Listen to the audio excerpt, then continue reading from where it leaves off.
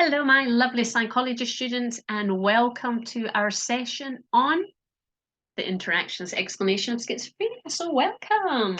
Yes, as you can see, the spec link is there. We need to be able to explain it from an interactionist explanation, and also view how the interactionist would see how we would treat an individual with schizophrenia. So those are our two key areas for the spec. Now, interactionist or the interactionist approach, you are familiar with it. We've looked at it in other modules as well. So we're going to use that knowledge and apply it to schizophrenia. But let's have a little bit of a recap on interactionists in general. It can also be known as the biosocial approach. Now, the biosocial approach is another term for interactionists. I like to give you the different terms. You never know, it could come up in the exams. But the clue's in the term biosocial, and this means it's both biological and social factors. In this case, because we're going to be looking at schizophrenia, according to interactionists, to understand schizophrenia, we've got to view it from the biological and the social interaction. And therefore, that can explain how schizophrenia can be developed and also maintained. Biological, just to recap, we might have a genetic vulnerability, so perhaps in our genes, neurochemicals, remember dopamine, when we looked at the biological explanation, the dopamine hypothesis, hypo and hyper, remember those. Neurological abnormality, remember we looked at neurocorrelates in the sense of perhaps how certain parts of the brain function. So again, this is how we're looking at it from a biological perspective. Psychology or psychological refers to the stress. And these are things like daily hassles. So these are all the small stressors that could add up over time and cause major stress, or life events, which are huge events that happen in our life that causes lots of stress. Or when we looked at it from a psychological explanation of schizophrenia, is dysfunctional family, that family interaction and how that causes stress. So according to the interactionist, in order to understand somebody, we need to understand both arguments. We need to understand how they interact, both biological and psychological.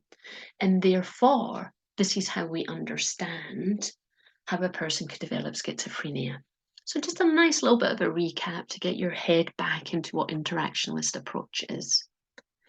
Now, we've looked at the diathesis stress model again, plenty of times, or quite a few times in other modules as well, to understand. The one we looked at most recently was the issues and debates. Remember the nature-nurture debate? Oh, that's a nice AO3 coming up there.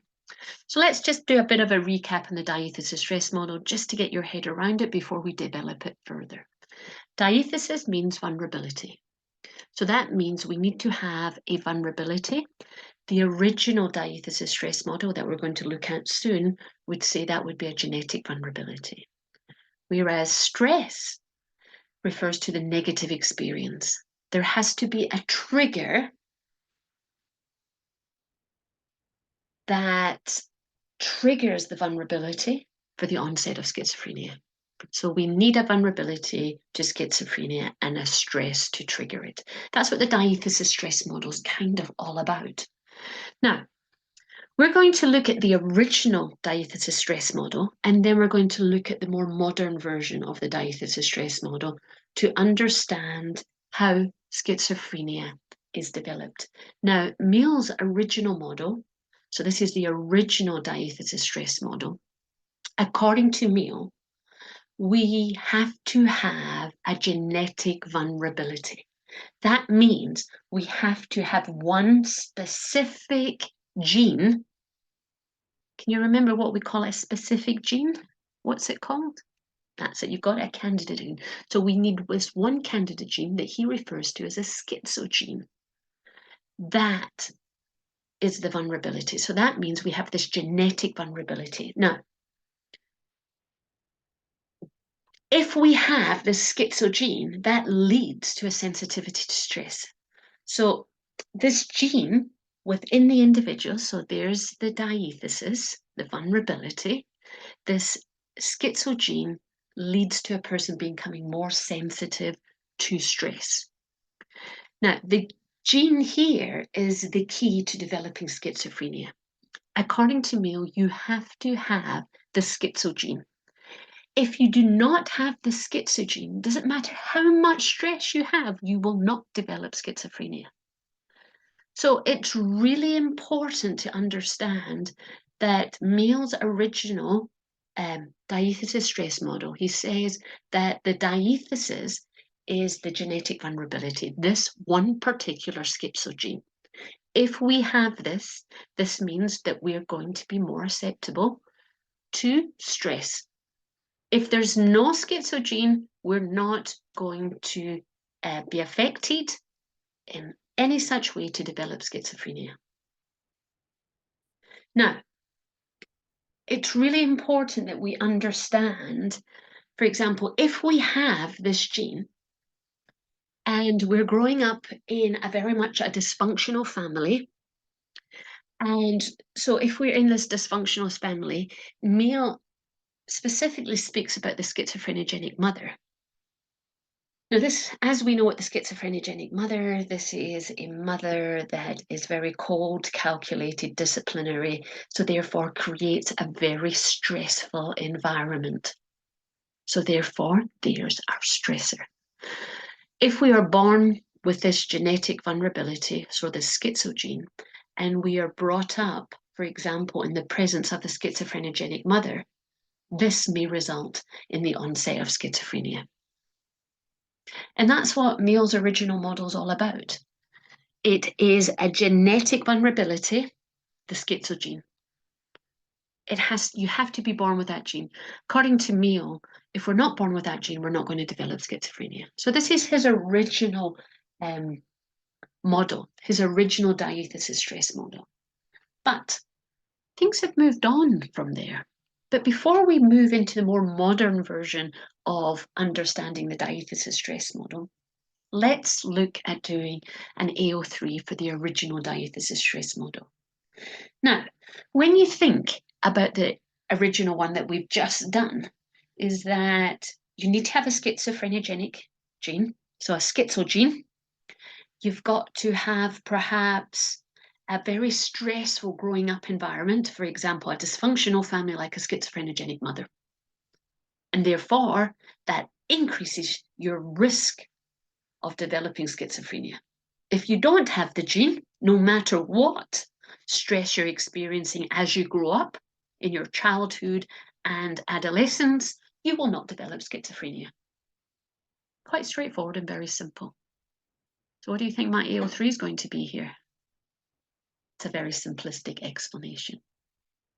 It is, because just like I said, stress, a single variable, e.g. schizophrenic mother, the vulnerability, a single schizo gene. Come on, this is very, when you grow up, you're not just interacting with a mother. There's so many other variables. You're not just one gene that creates who you are or how you respond. So we can clearly see biologically, when we looked at the biological genetic explanation, we found that there was 108 108, there we go, candidate genes. So therefore, it can be polygenic, not just a schizo gene. So stress can be both biological or psychological. Stress on our system is a system's not working properly, it'll put stress on another area. So therefore, it could be biological or psychological because we are complex beings. We're not simplistic individuals. So it's really important that we understand that the original version is very simplistic because we're not just, everything can't be explained by a single gene. And actually, when we live our lives, we're going to experience a whole combination of stresses. So what does this tell us? That actually multiple factors for both biological and psychological factors can account for the onset of schizophrenia. So it's not as simple as what the original diathesis stress model here. So what I'd like you to do here is pause the presentation, pause a little video, and what I'd like you to do is I'd like you to peel, make your point, explain, evidence. Now, in this case, I know we're doing our appeals: point, explain, evidence, elaborate, evaluate, link. Now, think about this one, because if we're saying it's a simple explanation, but we've got two areas, we've got the vulnerability and the stress, think about how you're going to construct your appeal. Our point, the original diathesis stress model, is very simplistic. Explain. Explain why it's because it only looks at one variable, at both a biological and psychological factor. Now, we're going to give some evidence. So an evidence can mean example. So perhaps we could talk about the vulnerability, the single gene, elaborate. Then we can talk about the stress, and that it's not just one perhaps factor that we experience when growing up, right? Give an example of that. It's not just the schizophrenic mother, elaborate. And then link, nice peel. Think about your structure. So pause now before you move on, and let's do the peel. I'm trusting you to do this. Right, thank you so much for pausing. Let's move on. So we've looked at the original diathesis stress model. Now we're going to look at the modern version of the diathesis stress model, but I'm going to break it down to two sections, just like it is in your textbook. We're going to look at the modern understanding of the diathesis stress model. And we're going to look at the modern understanding of what we mean by diathesis. Now, the modern understanding is that it's not a single schizogene. It's much more complex. It could be polygenic, so there could be a whole collection of candidate genes that can account for that. But they have found that actually genes, by looking at perhaps it being polygenic, it does increase the genetic vulnerability, but only slightly. You know, they have found there's not just one schizogene. We've seen that before. Like I mentioned, we found there's at least 108 different candidate genes that can account. And actually, we've got to move beyond the idea of genes. The modern views of the diathesis also includes a range of factors beyond genetic. It really does. It's not just about looking at this diathesis, this vulnerability, as being biological. It can also be psychological. For example, as we're growing up, we could experience a psychological trauma during our childhood and adolescence. That trauma, right, creates the vulnerability in us. So it's the psychological trauma. For example, Reed et al. Proposed in our early childhood, as we're growing up, we experience a trauma, for example, maybe abuse. This abuse makes us understand what Reed calls the neurodevelopment model. This abuse as a young child affects our neurological development, and therefore it alters how our brain develops. So the vulnerability is not the development of the brain, it was that psychological abusive, or that external abuse that we experienced as a childhood. This in turn, according to Reed et al., it can affect, now you're fully aware that we have all these different systems in our body, and we have one, it's called the hypothalamic pituitary adrenal system. Now this deals a lot with our stress. So if, for example, we've experienced an early trauma during early childhood, for example, our abuse, it can affect how this hypothalamic pituitary adrenal system, which starts within our brain, it could make it overactive, and therefore we become highly sensitive to stress.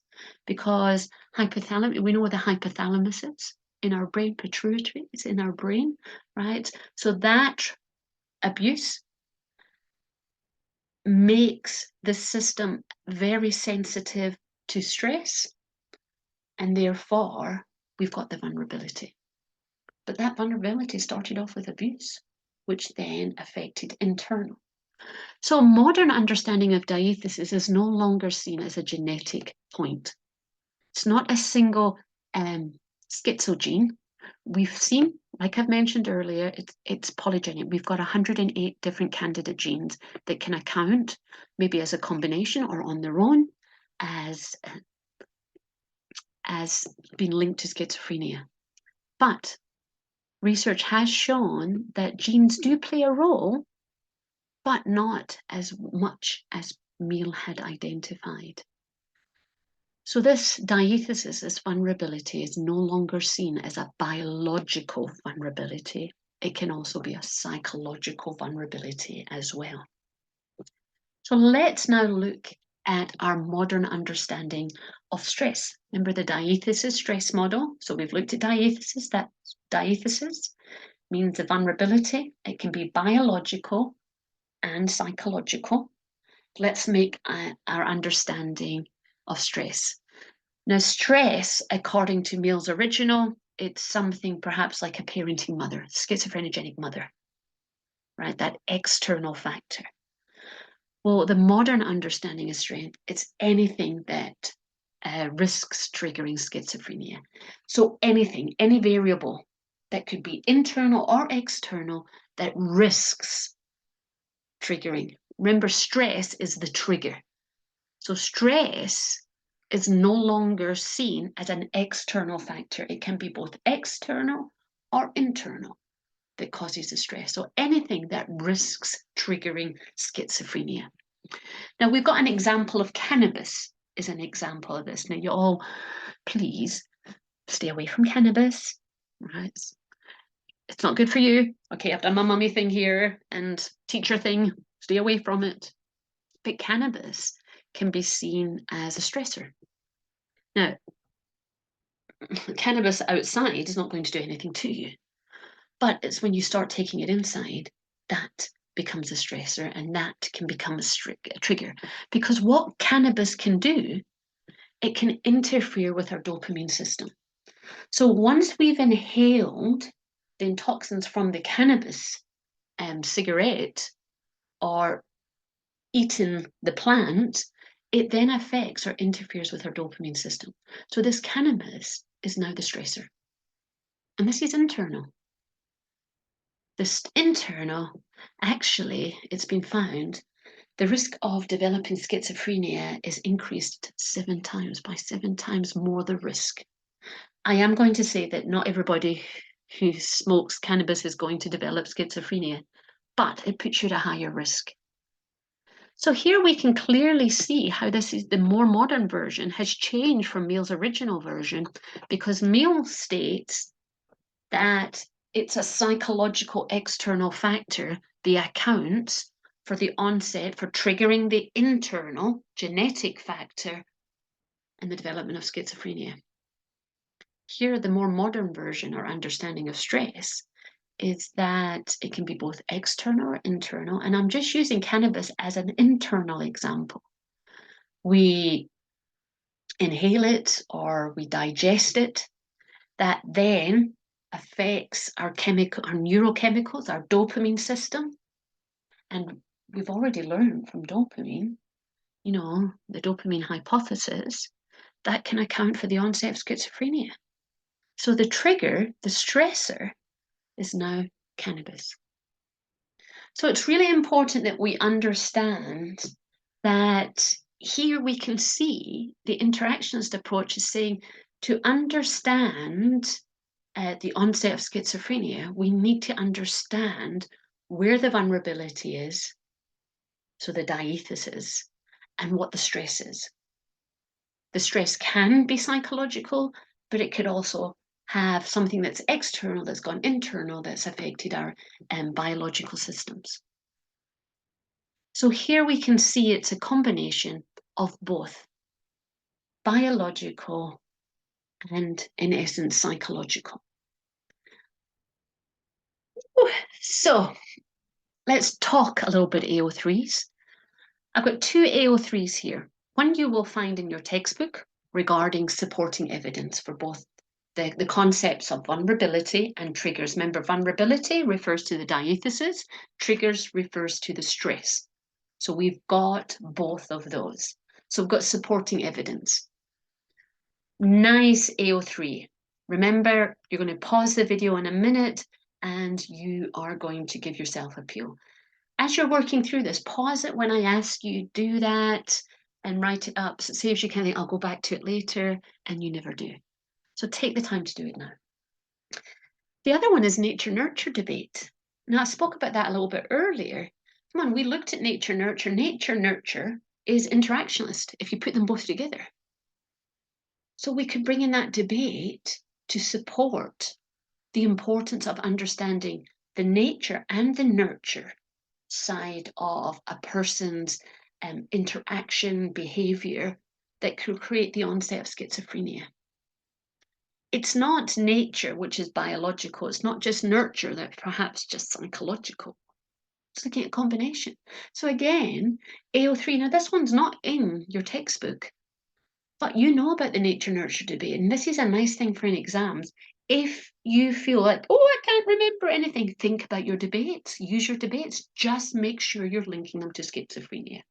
So take a moment, or 10, 15 minutes to do your peels. Point, explain, evidence, elaborate, evaluate, link.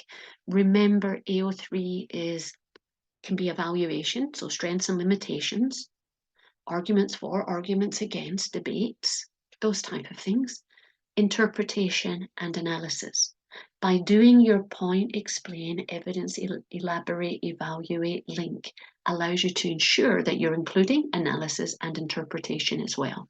So pause the video now and let's complete these two peels.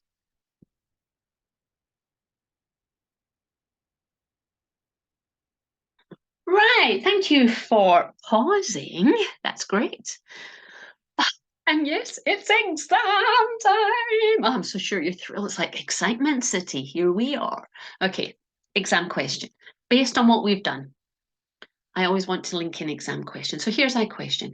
Identify and explain the differences between Meehl's model and the modern understanding of diathesis and stress. 6 marks. Okay. Before we jump in and pause the video for you to answer this question, what's the command words? Yes, identify and explain. Identify means you're stating what it is. Explain in details, you're explaining what that difference is. Now, it says differences, so it's plural. So it's got to be more than one difference. Identify and explain a differences. Now, this has got 2 command words. It's talking about differences, so it's plural. 2's plural. And we've got to look at the original model and the more modern version. So we've got to compare, we've got to look at that difference between the original model, diathesis stress model, and the modern diathesis stress model. We've got to look at both of those. Now, 6 marks. What's that telling me then? It's telling me it's 3 marks each. 1 mark for identifying and 2 marks for the explanation. Then, second difference, 1 mark for identifying and 2 marks for explaining the differences. It is really important that you identify what the difference is because it's asking you, not just explaining 2 differences, it's asking you to identify what it is, then explain. Now, remember, this is a difference question, whereas compared to, however, we need to use those connecting terms. If you don't, that means you're just stating what they are, or you're just explaining each of them. I know it's silly, but we've got to do that. We've got to meet the demands of the question. So identify and explain the differences between Meehl's model and the modern understanding of diathesis and stress. So there's your difference. You're going to do Meehl's model and the modern understanding of diathesis, then Meehl's model and the modern understanding of stress. So there's your 2 differences. So what I'd like you to do now, again, write out the question. It's always good to have the question with you. If you feel that you need to break down the question again, okay, identify the command words. Remember, make sure you know what they mean. What's the topic areas? What's the mark allocation telling us? Is it AO1, AO2, AO3? And how many things is this asking us to do? Get that in your mind. Remember, it's 6 marks. Pause the exam quiz. The video. Pause the exam question. How silly. Pause the video now, and then I'd like you to answer that question. Don't just skip by. Remember, every time we do an exam question, it's good practice. So pause it now, and then in a few moments, when you're ready, restart the video, and then you can compare answers. Over to you. Come on, make sure you pause. That's it. Right, thank you for pausing. So let's compare your answer. So remember, there's differences. So we need 2 differences, one for vulnerability and one for stress. So one for diathesis, one for stress. There's where your differences are compared to the original. So let's have a look. One difference is the cause of vulnerability. 1 mark. Right, it's the cause of vulnerability. So according to Meehl's model, it is completely genetic compared to the modern understanding that includes a range of factors beyond genetic. That's all we need. So there's our 2 marks. Remember, Meehl's model is completely genetic compared to, we're talking about difference. So use those connecting words compared to the modern understanding that includes a range of factors beyond genetic. 3 marks. Another difference is the nature of stress that acts as a trigger. There we go. 1 point. Meehl states that the stressor is purely psychological, whereas, right, that connecting word, whereas the modern version states that anything psychological, environmental, or biological that risks triggering the onset of schizophrenia. There's your 2 marks. You're talking about the original and you're comparing it to the modern. That's what we've done in both of these differences. We've said what Meehl's is and we've compared it to the modern. Really important. So take a moment, look at your answer, because remember we've got the identify and explain. Have you clearly identified the difference? Have you explained it in terms of Meehl and the modern version? So pause now, look at your answer. What mark would you give yourself? If you're kind of looking at how would you improve your answer? So let's pause now. Right. Thank you for pausing. So this means we're moving on to our last little section, the interactionist therapy. Just like we've done psychological explanations in therapy, biological explanations in therapy, we're doing interactionist therapy as well. And what interactionist therapy does acknowledges both biological and psychological factors. And that means it's a combination of treatments. So according to the interactionist approach, it's looking at drug therapy, so antipsychotic drugs, and psychological therapy. The most common psychological therapy that is used is CBT. So it's looking at a combination of these. It is very unusual to treat schizophrenia with psychological therapies only. Usually what happens, a person will start off with their antipsychotic drugs. Once those drugs have started to help, then we can move them into psychological therapy and have between 5 to 20 sessions of CBT, so that teaches them the coping mechanisms to deal with their schizophrenia. So it's really unusual. Now, I have a quick question. What is the standard practice in the UK and that of the USA? Pause the video now and see if you can find out. Perhaps if you're using the Pinkhead Girl, you're looking around about page 214, hint, hint, nudge, nudge, if that's going to help. How would we treat individuals in Britain and how would we treat people in America? So let's pause now.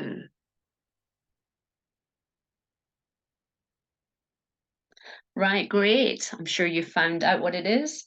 Yes, in Britain, it's increasingly standard practice to treat people diagnosed with schizophrenia using a combination of both antipsychotic drugs and CBT, whereas in America, um,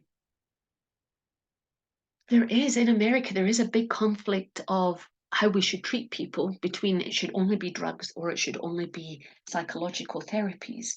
So in America, we found that actually it's standard practice to really treat them by one or the other. Usually it's drugs. So yeah, they haven't developed the practice. Well, they're moving towards the interactionist approach to treating a person by using antipsychotic drugs and a combination of CBT, but they're still not quite like we are in Britain, where we see the importance of both. Now, Turkington et al., remember et al. Means and others? The belief that schizophrenia is biologically caused, but we need to include psychological treatments of CBT to relieve some of the psychological symptoms. Because yes, it will cause biological symptoms and it'll affect a person's, depending on whether they've got positive or negative symptoms.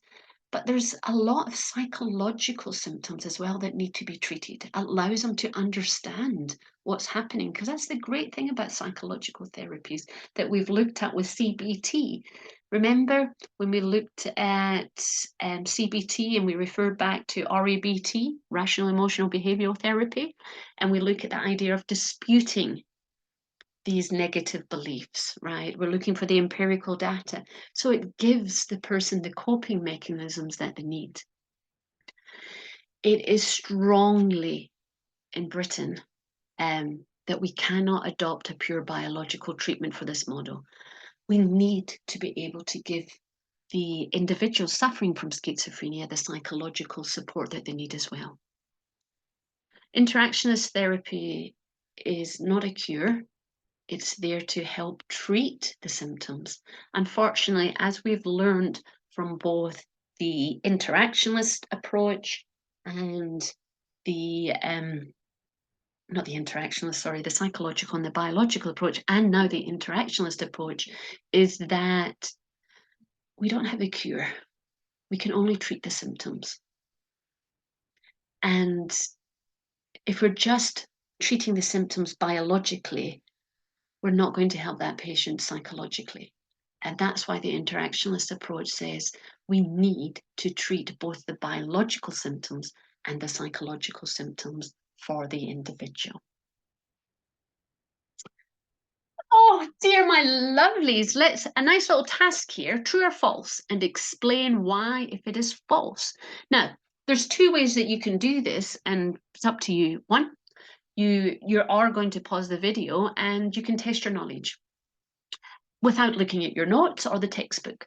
Or you're going to pause the video and you're going to use your textbook and your notes to be able to answer these as true or false. So what I'd like you to do now, I'm not going to go through each one of them. I would like you to pause the video now and let's test your knowledge, true or false. And if it's false, explain why. Why is it false?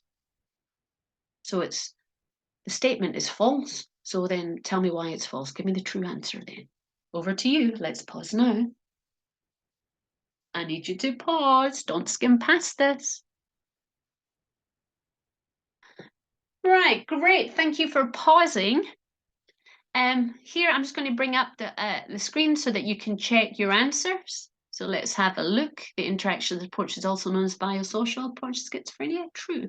I'm not going to read each one because I'm sure you can do that.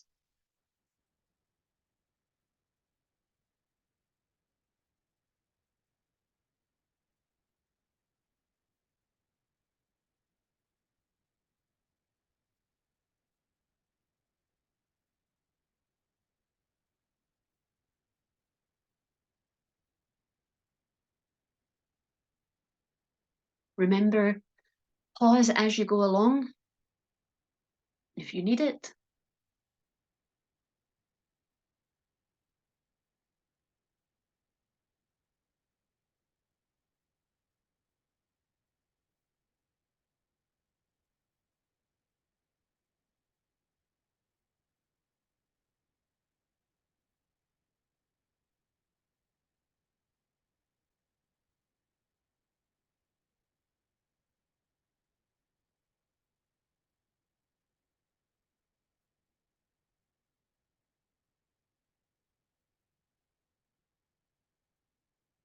And I just want to talk about this last one, the argument that drugs work and therefore schizophrenia must be caused by biological factors, an example of the treatment causation fallacy.